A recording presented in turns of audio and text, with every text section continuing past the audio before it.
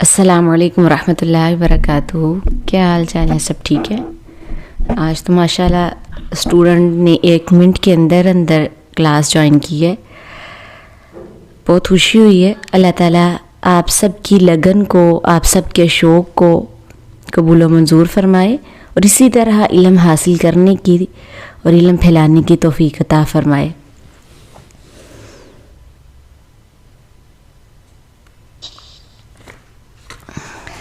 رب اشرح لی صدری ویسر لی امری واحلل عقدۃ من لسانی یفقہوا قولی رب زدنی علما اللہم ربنا زدنا علما۔ اللہ لا الہ الا هو الحی القیوم لا تأخذہ سنۃ ولا نوم لہ ما فی السماوات وما فی الارض۔ اللہ تعالیٰ کی توفیق سے آج ماشاءاللہ سے 5واں لیکچر ہے آیت الکرسی پر۔ پہلا لیکچر اس آیت مقدسہ کے فضائل مسائل کے بارے میں ذکر کیا گیا اور دوسرے میں آیت الکرسی کے پہلے جملے اللہ لا الہ الا ہو یعنی کلمہ توحید کی اہمیت پر روشنی ڈالی گئی۔ تیسرے لیکچر میں آیت الکرسی کے پہلے جملے میں اللہ تعالیٰ کی توحید، یکتائی اور الوہیت کا دعویٰ کیا گیا تھا۔ اس کی پہلی دلیل الحی القیوم کی وضاحت کی گئی۔ اور چوتھے لیکچر میں لا تأخذہ سنۃ ولا نوم یعنی جو کل کا لیکچر تھا اس میں اس جملے کی تشریح توضیح جو ہے وہ ذکر کی گئی۔ اللہ تعالیٰ ہم سب کی لگن، ہم سب کی محنت، شوق اور قرآن کریم کے ساتھ محبت الفت کو قبول فرما کر ہماری نجات کا ذریعہ بنا دے، آمین۔ تو آج کا ہمارا موضوع آیت الکرسی کا چوتھا جملہ لہو ما فی السماوات و ما فی الارض۔ آیت الکرسی کا چوتھا جملہ ہے، ویسے لیکچر جو ہے وہ 5واں ہے۔ میں چاہتی ہوں کہ اس جملے کے ہر لفظ کا الگ الگ ترجمہ جو ہے اس پر ہم غور کریں۔ لہو ما فی السماوات و ما فی الارض، لہو اسی کا ہے، اس سے مراد ہے اللہ تعالیٰ ہی مالک و مختار ہے۔ ما فی السماوات جو کچھ آسمانوں میں ہے، وما اور جو کچھ فی الارض زمین میں ہے۔ اہل علم بیان کرتے ہیں کہ لہو میں لام تملیک کے لیے یعنی ملکیت ظاہر کرنے کے لیے ہے، تو پھر ان الفاظ کا آسان ترجمہ یوں ہوگا کہ آسمانوں، زمین اور ان میں موجود اشیاء کا مالک و مختار صرف اللہ تعالیٰ کی ذات ہے۔ تمام چیزیں اس کی مملوک ہیں، وہ جس طرح چاہے ان میں تصرف کرے، اسے مکمل اختیار حاصل ہے۔ تو اس کا مطلب یہ ہوا کہ زمینوں کا مالک، آسمانوں کا مالک، فضاؤں کا مالک، ہواؤں کا، حیوانوں کا، انسانوں کا، فرشتوں کا، انبیاء کا، علماء کا، صحابہ کرام کا اور ہمارے پیر و فقیروں کا، سب کا مالک کون ہے؟ اللہ تعالیٰ کی ذات ہے۔ تو آیت الکرسی اعلان کر رہی ہے لہو ما فی السماوات و ما فی الارض، آسمانوں اور زمین کی ہر چیز کا مالک، خالق رازق، حاکم، مختار صرف اور صرف اللہ تعالیٰ ہی ہے۔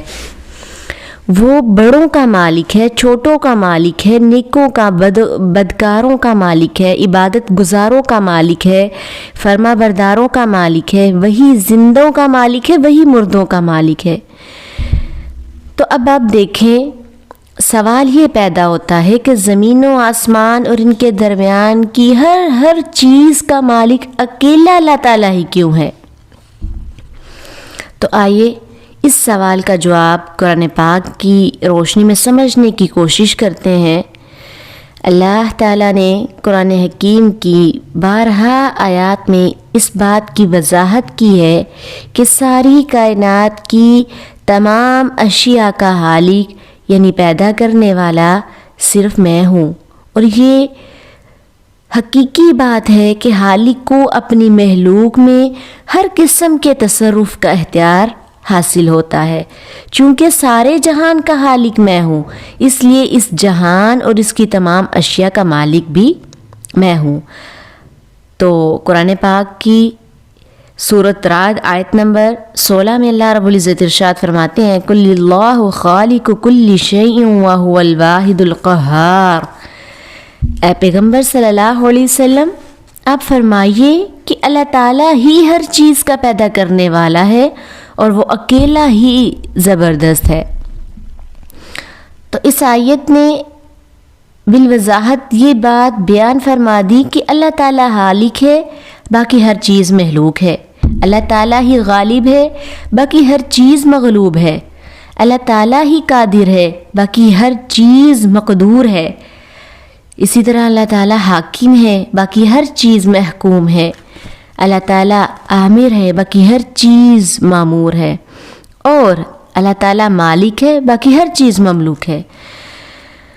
باقی مخلوقات سے قطع نظر اگر انسان اپنی تخلیق کے مراحل اور حالات پر غور کر لینا تو اسے اس بات کا کامل یقین ہو جائے گا کہ ساری کائنات کا خالق اور مالک صرف اللہ تعالیٰ ہی ہے۔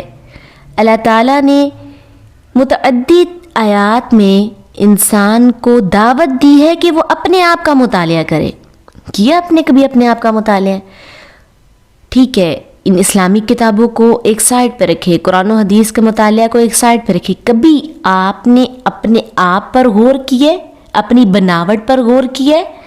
خوبصورت چہرہ، چمکتے ہوئے دانت، نرم و نازک ہونٹ، گول مٹول سر، بے مثال نورانی آنکھیں، دو بہترین کان، چھوٹی سی مگر تیز زبان۔ یہ تو حقیقی ہے نا، زبان سب کی تیز ہوتی ہے ماشاءاللہ، مگر لمبی مگر دلکش ناک، چوڑا خوبصورت ماتھا، حسین و جمیل رخسار اور جسم کے دوسرے مختلف اعضاء کس کی تخلیق کا اعلیٰ شاہکار ہے؟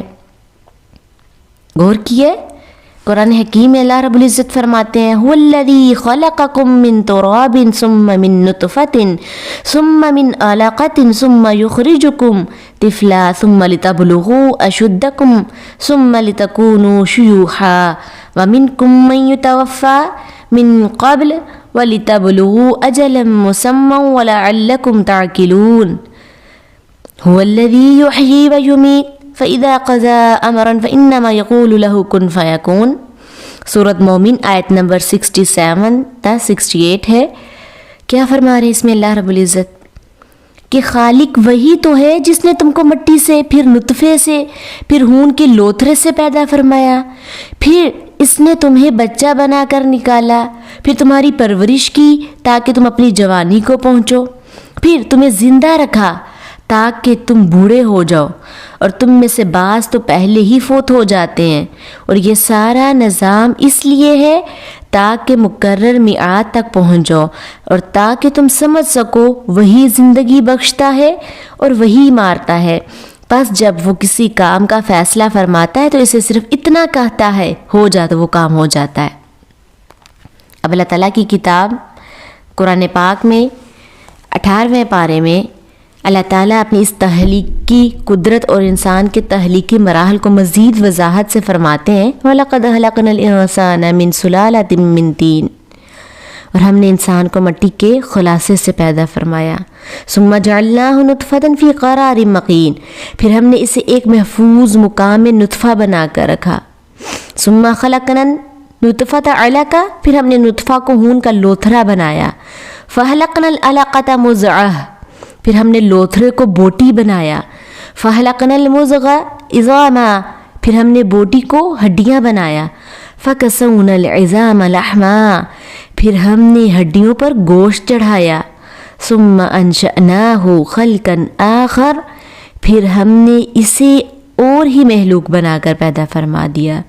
فَتَبَارَكَ اللَّهُ أَحْسَنُ الْخَالِقِينَ، بس اللہ تعالیٰ بڑا بابرکت ہے جو بہترین تخلیق فرمانے والا ہے۔ اور آپ غور کریں کہ اتنا اللہ تعالیٰ نے سسٹم بنایا ایک انسان کو بنانے کے لیے، تو پھر ہم کیسے کہہ سکتے ہیں کہ ہمیں اولاد دینے والے پیر و فقیر ہیں، ہمارے پیر ہیں، ہمارے وہ جن کو ہم مزار میں دفنا دیا ہوا ہے وہ ہیں. کہتے ہیں نا لوگ ہم مزار پہ جا رہے ہیں اولاد کی دعا مانگنے کے لیے. آپ اس آیت مبارکہ کے ایک ایک جملے پر غور کریں تو اللہ تعالیٰ کی صفت خالقیت نمایاں اور واضح ہو جاتی ہے، اور رب العالمین کے ہی خالق و مالک ہونے کا عقیدہ مزید پختہ ہو جاتا ہے. قرآن پاک میں کے 70ویں پارے میں انسانی زندگی کے مختلف مراحل کا بالتفصیل تذکرہ کر کے اللہ تعالیٰ نے اپنے صفت خالقیت کو اجاگر کیا ہے. پھر اسی طرح سورۃ حج آیت نمبر 5 میں اللہ رب العزت ارشاد فرماتے ہیں، پس ہم نے تمہیں مٹی سے پیدا کیا، پھر نطفے سے، پھر خون کے لوتھڑے سے، پھر گوشت کی بوٹی سے. اب خود غور کریں کہ اللہ تعالیٰ نے قرآن پاک میں کتنی دفعہ کس طرح تذکرہ کیا ہے. تو اللہ پاک کیا فرما رہے ہیں، بعض کی تخلیق مکمل ہوتی ہے اور بعض کی نامکمل، تاکہ تمہارے لیے اپنی قدرت کو واضح فرما دے. پھر ہم جس نطفہ کے متعلق چاہتے ہیں اسے خاص مدت تک رحموں میں قرار بخشتے ہیں، پھر ہم تمہیں بچہ بنا کر نکالتے ہیں، پھر تمہاری پرورش کرتے ہیں تاکہ اپنی جوانی کو پہنچ جاؤ، اور تم میں بعض کو پہلے فوت کر دیا جاتا ہے اور تم میں سے بعض کو بدترین عمر یعنی انتہائی بڑھاپے تک پہنچا دیا جاتا ہے، تاکہ وہ سب کچھ جاننے کے باوجود کچھ نہ جانے.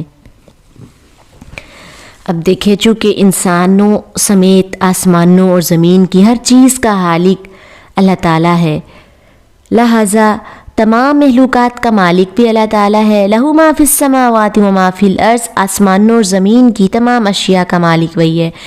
اور چونکہ آسمانوں اور زمینوں کی ہر شے کا مالک اللہ تعالیٰ ہے، اس لیے عبادت کے لائق کون ہے؟ صرف اللہ تعالیٰ ہے. اللہ تعالیٰ نے اپنی صفت خالقیت کی بنا پر کائنات کے تمام انسانوں کو اپنی عبادت کا حکم دیتے ہوئے فرمایا، یا ایھا الناس، اے دنیا بھر کے لوگوں. اس میں مسلمانوں کو نہیں کہا کہ یا ایھا المسلم، کیا کہا ہے؟ یا ایھا المؤمن نہیں کہا، یا ایھا الناس، اے دنیا بھر کے لوگوں. تم عربی ہو یا اجمی، گورے ہو یا کالے، یہودی ہو یا عیسائی، مسلمان ہو یا کافر، فرما بردار ہو یا نافرمان، کیا کرو؟ اعبدوا ربکم، تم سب صرف اپنے رب کی، اپنے پروردگار کی عبادت کرو. اے اللہ، ہم صرف تیری ہی عبادت کیوں کریں؟ فرمایا الذی خلقکم، اللہ تعالیٰ اس لیے تمہاری عبادت کا مستحق ہے کہ اس اکیلے نے تم سب کو پیدا کیا ہے، اور صرف تمہیں ہی نہیں بلکہ والذین من قبلکم، تم سے پہلے لوگوں کو، تمہارے آباء و اجداد کو، تمہارے بزرگوں کو پیدا فرمانے والا بھی صرف اللہ تعالیٰ ہی ہے. اب آپ دیکھیں اپنے گھریلو سسٹم کو دیکھیں. جو گھر کا سربراہ ہوتا ہے، گھر کا جو کمانے والا ہوتا ہے، پورے گھر کو چلاتا ہے، دن سے رات تک محنت کرتا ہے، تو اگر اس کی بات نہ مانی جائے تو اس کا رویہ دیکھتے ہیں آپ، کس طرح وہ ناراض ہوتا ہے کہ میں دن سے رات تک محنت کرتا ہوں تمہارے لیے اور تم میری بھی بات نہیں مانتے ہو، تم میری نافرمانی کرتے ہو. تو پھر اللہ تعالیٰ کی ذات جس نے انسان کی تخلیق کی اور پھر انسان کو پیدا کر کے ایسے نہیں چھوڑ دیا، دنیا بھر کی نعمتوں سے نوازا، تو عبادت کے لائق کون ہے پھر؟ عبادت کس کی جائے؟ صرف اسی کی جائے جو خالق ہو. اور ہاں، اگر تم اللہ تعالیٰ کی عبادت کرو گے، اسے ہی سجدہ کرو گے، اسی کے حضور جھکو گے، مصائب و مشکلات میں صرف اسے پکارو گے، غمی اور خوشی میں اس کا در نہیں چھوڑو گے، تو لعلکم تتقون، وہ تمہیں پرہیزگاروں میں شامل فرما لے گا اور تمہیں جہنم کی آگ سے بچا لے گا. اور یاد رکھو، وہ صرف تمہارے آباء و اجداد کا ہی خالق و مالک نہیں ہے، بلکہ الذی جعل لکم الارض فراشا، وہی تو ہے جس نے تمہاری خاطر زمین کو فرش بنا دیا. والسماء بنا، اور آسمان کو چھت بنا دیا. وَأَنزَلَ مِنَ السَّمَاءِ مَاءً اور اسی نے آسمان سے بارش کی صورت میں پانی نازل فرما دیا. فَأَخْرَجَ بِهِ مِنَ الثَّمَرَاتِ رِزْقًا لَكُمْ پھر اسی نے پانی کے ذریعے تمہارے لیے کھانے کو پھل پیدا فرما دیے. اے انسانوں، جس ذات عظیم و برتر نے تمہارے لیے کائنات کی ان اشیاء کو تخلیق فرمایا ہے، اگر تم اس کی عبادت نہیں کرو گے تو بتاؤ پھر کس کی پرستش کرو گے، کس کے سامنے جھکو گے، کسے اپنا حاجت روا مشکل کشا جانو گے؟ اور یاد رکھو یہ تمام چیزیں پیدا کرنے والا صرف اللہ تعالیٰ ہے. فَلَا تَجْعَلُوا لِلَّهِ أَنْدَادًا وَأَنْتُمْ تَعْلَمُونَ بس تم دوسروں کو اللہ تعالیٰ کا شریک نہ بناؤ اور یہ باتیں تم اچھی طرح جانتے ہو. اس سورۃ بقرہ کی آیت نمبر 21 اور 22 ہے.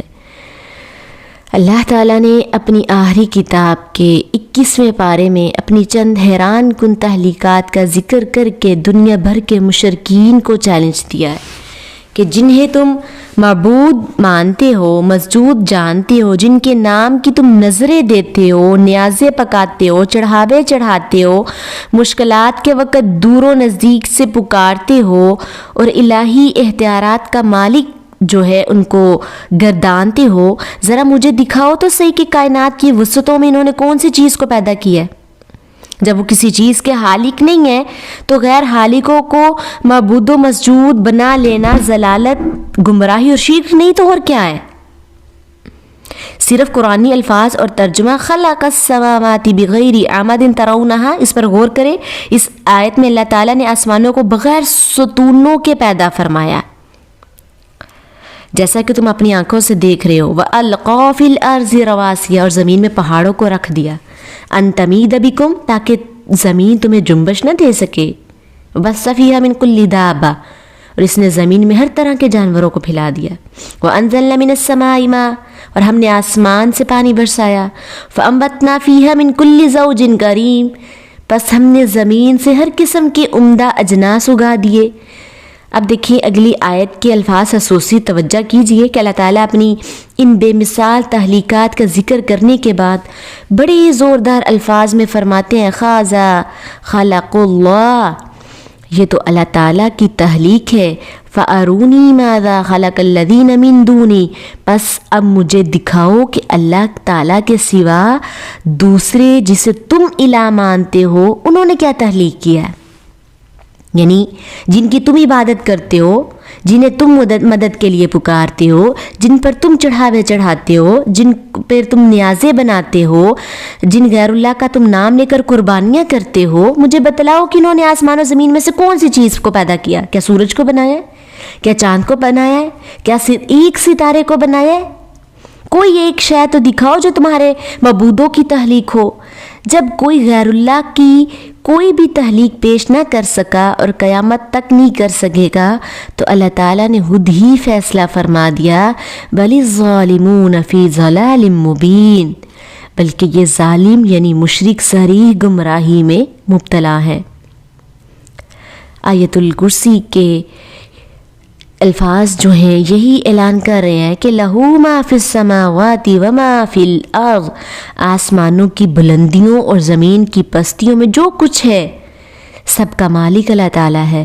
جب ہر چیز کا مالک خالق اللہ تعالیٰ ہے تو آسمانوں اور زمین میں عبادت کے لائق بھی وہ اکیلا ہے. اللہ لا الہ الا هو الحی القیوم لا تأخذہ سنۃ ولا نوم لہ ما فی السماوات وما فی الارض کہ اللہ تعالیٰ وہی ہے کس کے سوا کوئی عبادت کے لائق نہیں ہے. قرآن کریم کے 22ویں پارے میں اللہ تعالیٰ نے پوری دنیا کے مشرکوں سے سوال کیا ہے. سننا چاہتے ہو؟ چلے سنیں. خل من خالقین غیر اللہ یرزقکم من السماء والارض لا الہ الا ہوا فانا توفکون. سورۃ فاطر آیت نمبر 3. کیا اللہ تعالیٰ کے سوا کوئی خالق ہے جو تمہیں آسمانوں اور زمین سے رزق عطا فرمائے؟ اللہ تعالیٰ کے سوا کوئی معبود نہیں ہے، پھر تم کیسے دھوکہ کھا جاتے ہو؟ اب اسی موضوع پر اللہ تعالیٰ نے 26ویں پارے کی آیت میں ارشاد فرمایا ہے کل ارائیتم ما تدعون من دون اللہ، آپ ان مشرکوں سے فرمائیں اللہ تعالیٰ کے سوا تم جن کو پکارتے ہو کیا تم نے ان کو دیکھا ہے؟ ارونی ماذا خلقوا من الارض، مجھے دکھاؤ کہ انہوں نے تم کو زمین کا کون سا ٹکڑا تخلیق کر کے دیا ہے۔ ام لہم شرک فی السماوات، یا آسمانوں میں ان کی کوئی کون سی شراکت اور حصہ داری ہے۔ سورۃ احقاف آیت نمبر 4 ہے یہ۔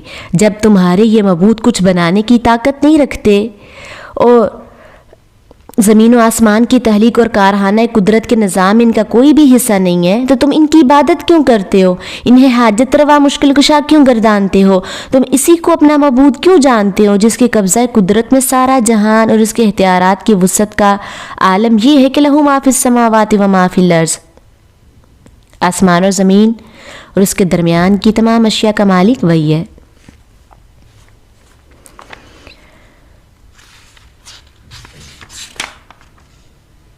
اب آپ دیکھیں یہ جو لوگ کہتے ہیں کہ اولاد جو ہے یا بعض لوگ جو ہیں جو بے اولاد ہوتے ہیں وہ مزاروں پہ جاتے ہیں، وہ ان کے پیر کچھ کھانے کے لیے دیتے ہیں یا ان کو دم درود کرتے ہیں اور غیر اللہ کا نام کے تویز دیتے ہیں کہ یہ آپ پہنے تو اولاد ہو جائے گی۔ کیا وہ جانتے نہیں ہیں کہ اولاد اللہ تعالیٰ کی بہت بڑی اور خاص نعمت ہے، رحمت ہے؟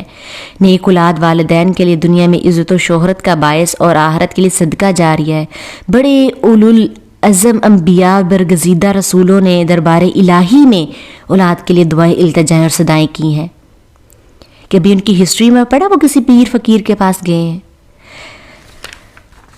اب اتنے برگزیدہ پیغمبر رسول جنہوں نے اللہ تعالیٰ سے التجائیں کی، جن کا ذکر قرآن کریم میں کیا گیا ہے، اولاد کا دینا یا نہ دینا صرف اور صرف اللہ تعالیٰ کے اختیار میں ہے، اور اللہ تعالیٰ کسی کی خواہشات اور طلب کا پابند نہیں ہے۔ اس کی مرضی ہے کسی کی تمنا پوری کرے یا نہ کرے۔ وہ دینے پہ آئے تو کنواری مریم کو بغیر دعا اور طلب کے عیسیٰ جیسا بیٹا عطا فرما دے، اور نہ دینے پہ آئے تو ساری عمر دعائیں کرنے کے باوجود شعیب کو فرزند نصیب نہ فرمائے۔ وہ تمام قسم کے اختیارات کا اکیلا مالک ہے اور اولاد کے خزانوں کا تنہا حاکم ہے۔ اللہ تعالیٰ سورہ شعراء آیت نمبر 50 میں فرماتے ہیں للہ ملک السماوات والارض یخلق ما یشاء یہب لمن یشاء اناثا ویہب لمن یشاء الذکور او یزوجہم ذکرانا واناثا ویجعل من یشاء عقیما انہ علیم قدیر۔ آسمانوں اور زمین کی بادشاہت صرف اللہ تعالیٰ ہی کے لیے ہے۔ وہ جو چاہتا ہے پیدا فرماتا ہے، جسے چاہتا ہے بیٹیاں عطا فرماتا ہے، جسے چاہتا ہے بیٹے بخشتا ہے، یا انہیں بیٹے اور بیٹیاں دونوں عطا کر فرما دیتا ہے، اور جسے چاہتا ہے بے اولاد رکھتا ہے۔ بلا شبہ وہی جاننے والا قدرت والا ہے۔ تو قرآن کریم کی ان آیات مبارکات نے اولاد دینے یا نہ دینے کی کلی اختیارات کا مالک صرف اللہ تعالیٰ ہی کو قرار دیا ہے، مگر آج قرآن کریم کو اللہ تعالیٰ کی آخری اور سچی کتاب ماننے کا عقیدہ رکھنے والے، نبی صلی اللہ علیہ وسلم کی محبت عقیدت کا دم بھرنے والے اور اللہ تعالیٰ کی ذات پر ایمان کا اظہار کرنے والے بعض لوگ قبروں میں مدفون بزرگوں، مصنوعی درباروں، زندوں اور مردوں سے اولاد طلب کرتے نظر آتے ہیں۔ دیکھا نا اکثریت میں یہ دیکھا گیا ہے۔ تو آیت الکرسی کے معنی اور مطالب کو سمجھیں، قلب و ذہن میں جگہ دیجئے اور شرک سے بچنے کی کوشش فرمائیں۔ یہ مت سمجھے کہ ہم نے زبان سے کلمہ توحید پڑھ لیا، نام مسلمانوں والا رکھ لیا، مسلمانوں کی اولاد ہونے کی بنا پر ہی ہم بخشے جائیں گے۔ نہیں، ہرگز نہیں۔ خدارا عقیدہ توحید کی اہمیت و ضرورت سمجھیں اور اپنے عقائد اعمال کی اصلاح فرمائیں۔ اب دیکھیں آیت الکرسی کے الفاظ جو ہیں کیا اعلان کرتے ہیں کہ زمین و آسمان کی تمام اشیاء کا مالک مختار صرف اللہ تعالیٰ ہے۔ وہ جسے ڈبونے کا فیصلہ کر لے اسے کوئی بچا نہیں سکتا۔ اللہ تعالیٰ جسے بچانا چاہیے اسے کوئی ہلاک نہیں کر سکتا۔ ساری کائنات ایک طرف ہو، اکیلا حالی کے کائنات ایک طرف ہو، تو پھر بھی اللہ تعالیٰ کی مرضی ہی غالب آئے گی۔ اب دیکھیں ابراہیم علیہ السلام تھے، جب اللہ تعالیٰ نے ان پہ وحی کی کہ وہ اپنے بیٹے کو ذبح کریں۔ اب ابراہیم علیہ السلام ذبح کرنے کے لیے تیار ہو گئے اور اسماعیل علیہ السلام خود کو ذبح کرنے کے لیے تیار ہو گئے۔ ابراہیم کے ہاتھ میں تیز چھری، اسماعیل سراپا تسلیم، باپ کے آگے پیشانی کے بل لیٹے ہوئے ہیں، دونوں فرما بردار، دونوں عطایت گزار۔ باپ کی خواہش ہے کہ بیٹا قربان ہو جائے، بیٹی کی تمنا ہے کہ میری قربانی قبول ہو جائے۔ فلما اسلم وتلہ للجبین، جب دونوں فرما بردار ہو گئے اور ابراہیم علیہ السلام نے اسماعیل کو پیشانی کے بل لٹایا، اللہ اکبر۔ تو آپ تصور فرمائیں، میں صرف اشارہ کر رہی ہوں کہ باپ کی مرضی کہ میرے بیٹے کا گلا کٹ جائے، بیٹے کی خواہش کیا ہے کہ میری شاہراگ پر چھری چل جائے، مگر اللہ تعالیٰ کی مرضی کہ میرے اسماعیل کو ہراش بھی نہ آئے۔ تو غور فرمائیں اور سوچ کر فیصلہ کیجئے، کیا سیدنا ابراہیم علیہ السلام کی مرضی پوری ہوئی؟ کیا اسماعیل علیہ السلام کی آرزو پوری ہوئی؟ اللہ تعالیٰ کی کیا خواہش تھی؟ اللہ کی قسم ان دونوں کی مرضی پوری نہیں ہوئی۔ مرضی پوری ہوئی تو عرش والے الہ کی مرضی پوری ہوئی۔ پھر ابراہیم علیہ السلام تو مختار کل نہ ہوئے نا، اسماعیل تو مختار کل نہ ہوئے، بلکہ مختار کل وہ ہوا جس کے بارے میں آیت الکرسی کہہ رہی ہے کہ لہو ما فی السماوات و ما فی الارض، آسمانوں اور زمین کی تمام چیزوں کا مالک، یعنی مختار کل صرف اللہ تعالیٰ کی ذات ہے۔ اس کے سوا نہ کوئی کائنات میں کوئی مختار کل ہے، کوئی عالم مختار کل نہیں ہے، کوئی مفتی مختار کل نہیں ہے، کوئی پیر مختار کل نہیں ہے، کوئی نبی مختار کل نہیں ہے۔ مختار کل صرف وہی ہے جو لہو ما فی السماوات و ما فی الارض کا مصادق ہے، اور وہ صرف اور صرف اللہ تعالیٰ کی ذات ہے۔ اللہ تعالیٰ قرآن پاک میں ارشاد فرماتے ہیں، سورۃ یونس آیت نمبر 49، قُل لا أملك لنفس ضرا ولا نفعا الا ما شاء اللہ، آپ فرما دیجئے کہ میں تو اپنی جان کے نقصان اور نفع کا بھی مالک مختار نہیں ہوں۔ آپ کو پتہ ہے اللہ تعالیٰ کس کو کہہ رہے ہیں؟ قُل لا أملك، رسول اللہ صلی اللہ علیہ وسلم کو۔ بعض لوگ پیغمبروں کو مشکل کشا، حاجت روا، مختار کل سمجھتے ہیں نا، تو قرآن پاک کی اس آیت پر غور کیجئے۔ اچھا، قرآن پاک کی ایک اور جگہ اللہ تعالیٰ فرماتے ہیں، سورۃ اعراف آیت نمبر 188، قُل لا أملك لنفسی نفعا ولا ضرا الا ما شاء اللہ۔ اللہ تعالیٰ کہہ رہے اے پیغمبر کہہ دیجئے آپ کہ میں تو اپنے نفع نقصان کا بھی مالک نہیں ہوں، مگر جو اللہ تعالیٰ چاہتا ہے وہی ہوتا ہے۔ اور سورۃ جن آیت نمبر 21 میں بھی اللہ تعالیٰ فرماتے ہیں قُل لا أملك لكم ضرا ولا رشدا۔ آپ جو ہے آیت نمبر نوٹ کر کے خود قرآن ترجمے کے ساتھ کھول کر اس پر غور و فکر کر سکتے ہیں۔